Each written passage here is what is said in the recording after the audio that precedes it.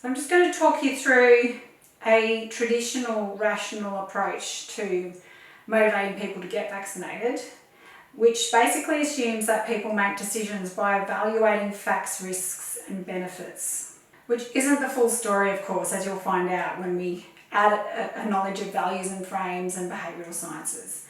But if we do assume this, then when we hear something like, I'm not sure COVID vaccines are safe, or I'm not sure I want to get vaccinated, we tend to assume that people don't have all the facts about the vaccines, and so we tell them how the vaccines were developed, how they work.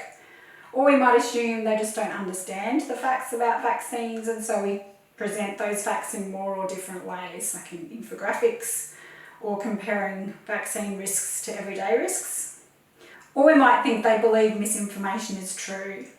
And so following this approach, we might go about myth busting it, presenting that incorrect information to correct it.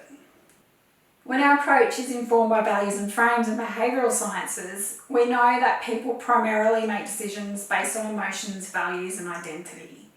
So when we hear, I'm not sure COVID vaccines are safe, or I'm not sure I want to get vaccinated, we understand that people's underlying concerns might be things like, I don't like or trust the government, why should I believe them? So we might respond by building trust and reassurance, for example, through telling the story of healthcare workers who really care for us, monitor the vaccines and adapt information accordingly. Or we might understand those concerns could be, I don't want others putting strange substances into my body. So we can tell the personal stories of those who developed the vaccines and those who are delivering them. It might be that my closest family and friends don't want to get vaccinated. So we can share stories of other people like me who are getting vaccinated, and we can share those transformation stories of people who have hesitations but are getting vaccinated anyway. And I'm one of those people. I had concerns, but I decided to get vaccinated. Or it could be the time and place don't work for me. So this is about making vaccination easily accessible, so beyond messaging, but with that complementary how-to messaging. This is where, when, how you can get vaccinated, and making sure we're meeting people's differing needs at those places where people can get vaccinated. Or it could simply be, it just doesn't seem important to me right now. No one around me has COVID. Then we need to spread this message that getting vaccinated is the next step we can all take to move on from COVID. So some great examples. VCOS, Back to the Good Things video that I mentioned. It's Creative Commons, available in 10 languages, so look that one up. The Department of Health has worked with a range of community organisations, including the Chinese Community Council of Australia. And this is a beautiful 30-second video called Get the Jab, Help Restore the World.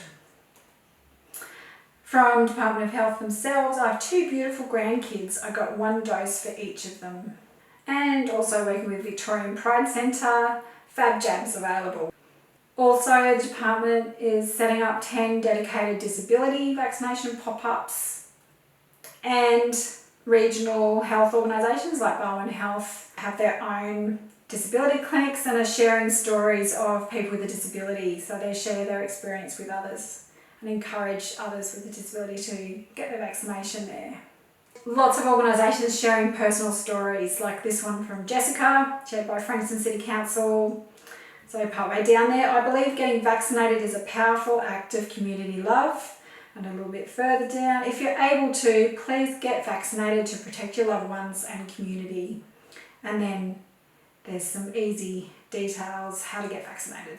And here's the Mayor of Mornington Peninsula Shire. You can see in the caption there, the sooner we can all get back to doing the things we love. And there in the second line, as of 11th of October, the NINCH, being Mornington Peninsula, was officially at 92% of the population at 1 dose and 69% double dose, which is it's more than that now. That's really usefully social norming messaging to say, this is who we are in the niche, this is what we do, we get vaccinated. And from Peninsula Health, offering vaccination at local gathering places, with a quote there from Auntie Helen Bonaz. And finally, one from the Aboriginal Medical Service, Redfern, a dance to We Are Family that they posted on TikTok, where a lot of young people go. The 3 messages here, we're cheering that we're all fully vaccinated.